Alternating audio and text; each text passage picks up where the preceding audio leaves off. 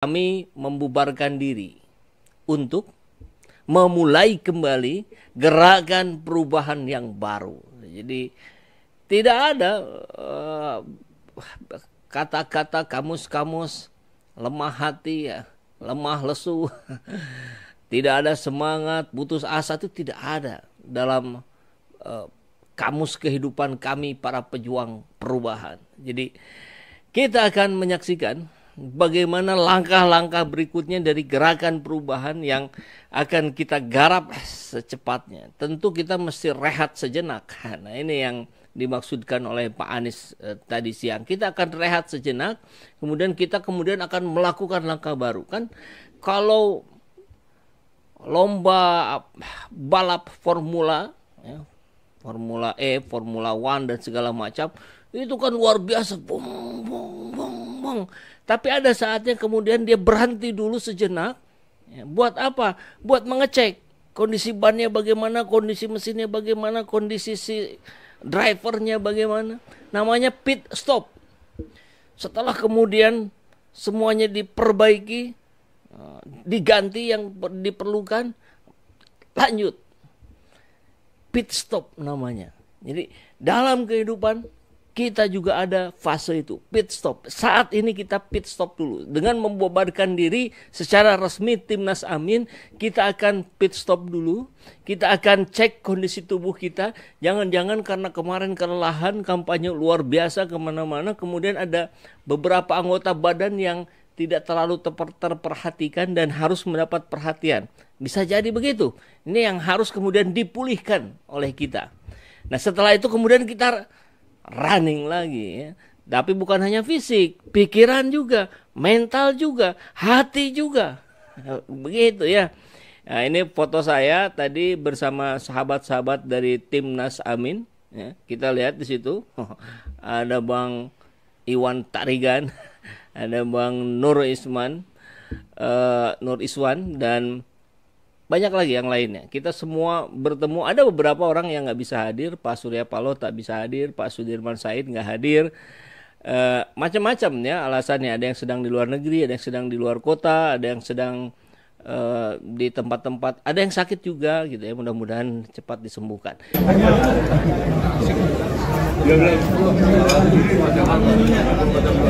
Pak Anies,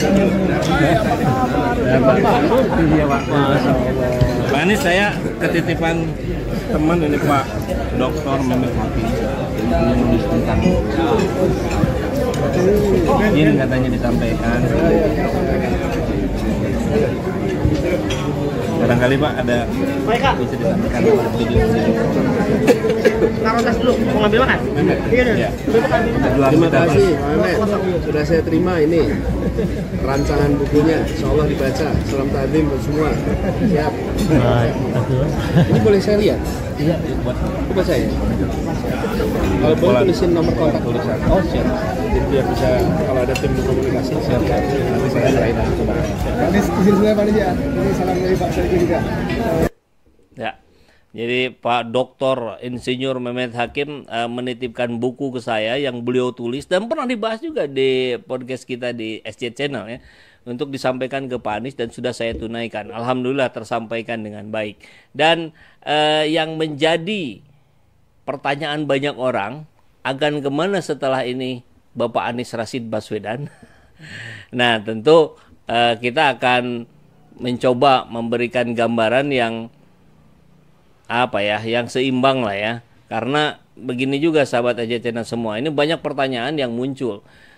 Tentu misalkan tentang evaluasi model pengorganisasian tim sukses. Tentu ini menjadi sebuah yang sudah dipikirkan oleh tim kecilnya Pak Anies dan mungkin sudah dievaluasi. Tinggal kita menunggu nanti apa aksi lanjutannya, apa bentuk perubahannya. Kan memulai perubahan yang terbaik itu sebelum pada sesuatu yang lain yang ada di selain diri kita adalah diri kita dulu kan. Mulai dari diri sendiri, mulai dari yang terkecil, mulai saat ini kan, itu konsep 3M-nya Agim ya. Ini harus kita pakai itu di mana-mana. Kemudian soal bagaimana dorongan Pak Anies untuk menjadi gubernur Jakarta, sebetulnya banyak yang menolak juga itu. Misalkan kawan-kawan kita dari Jawa Barat, kita nggak mau Anies jadi presiden, jadi gubernur Jakarta. Kita pengennya Anies jadi gubernur Jawa Barat. Karena kita ingin Jawa Barat juga maju seperti Jakarta. Kemudian ada bantahan dari kawan-kawan kita di Aceh. Kita ingin Pak Anies jadi presiden Aceh. Wah, presiden lagi bahasanya. Kalau Pak Anies jadi presiden di Aceh, presiden Aceh maksudnya, Aceh bisa lebih kaya dari Kuwait. Wow, luar biasa itu. Itu kan berarti bicara pemisahan dong. Janganlah ya. Oke. Artinya segala permintaan, keinginan orang-orang terhadap Pak Anies begitu sangat beragam yang sudah ditangkap, sudah diterima oleh Pak Anies Baswedan. Termasuk misalkan bikin partai sendiri. Pak Anies juga udah geleng-geleng kepala. Pak Anies sudah tahu bahwa di sebagian relawan sudah ada yang bikin namanya Partai Perubahan Indonesia. Kemudian gambarnya gambar logo burung hantu. Ya, tapi ini menjadi sebuah hal yang dimaklumi, tapi tentu tidak bisa dilakukan apalagi di saat ini karena fokusnya harus step by step ya. Ngomong partai bukan tidak mungkin, mungkin saja, tapi perlu banyak persiapan yang matang, begitu ya. Nah, Pak Anies sudah jadi menteri aja kalau begitu. Masih ada juga itu yang begitu. Kalau saya sih nggak tega lah sampai kalau Pak Anies jadi menterinya Pak Prabowo ya. Mudah-mudahan Pak Anies tidak menerima kalaupun ada masukan itu, ada permintaan itu dari tim Prabowo. Kemudian yang harus kita pelajari dari sosok seorang Anies Rashid Baswedan adalah yuk mari kita belajar dari sosok seperti Anies karena lihat sekarang begitu banyak yang peduli pada Anies Baswedan. Begitu banyak yang ingin memberikan saran. Begitu banyak yang ingin memberikan nasihat. Walaupun saya yakin segala masukan nasihat itu sudah Pak Anies ketahui. Ya. Beliau bahkan selalu 2-3 langkah dibandingkan pikiran-pikiran kita. Tapi ini sesuatu yang juga bisa kita maklumi. Juga bisa kita terima. Karena yang terpenting bagi kita adalah selama Anies berada di gerakan perubahan itu, walaupun kualitasnya tentu di bawah dalam posisi sebagai presiden Indonesia, maka tentu respon kita pun sama. I stand with you. I stand by you. Begitu ya.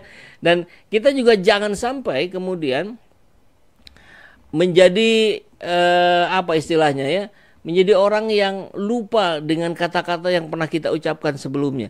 Karena konsistensi apa yang kita ucapkan dan apa yang kita lakukan itu tentu pasti akan diingat banyak orang dan akan menjadi rekam jejak digital kita. Kita akan lihat, wah ini ada yang karma untuk Indonesia katanya. Anies dicurangi wasit, kini timnas dicurangi wasit. Memang enak. Ini kemarin timnas Indonesia dikalahkan 0-2 oleh Uzbekistan ya. Dan katanya banyak yang bilang ini dicurangi wasit. Nah, bagi kerasa ya gimana dicurangi wasit. Kalau memang benar dicurangi. Dan kita coba ingat kata-kata yang pernah diucapkan oleh Surya Paloh. Dan kutuklah kami termasuk diriku ini kalau kami mengkhianati komitmen ini. Kami ingin perbaiki bangsa ini saudaraku semuanya. Aku ingin lihat Indonesia yang lebih baik. Indonesia yang pemimpinnya tidak lagi berpura-pura dengan kemunafikan seperti hari ini ya Tuhanku. Oke. Kita ulangi sekali lagi ya. Dan kutuklah kami termasuk diriku ini kalau kami mengkhianati komitmen ini. Kami ingin perbaiki bangsa ini saudaraku semuanya. Aku ingin lihat Indonesia yang lebih baik.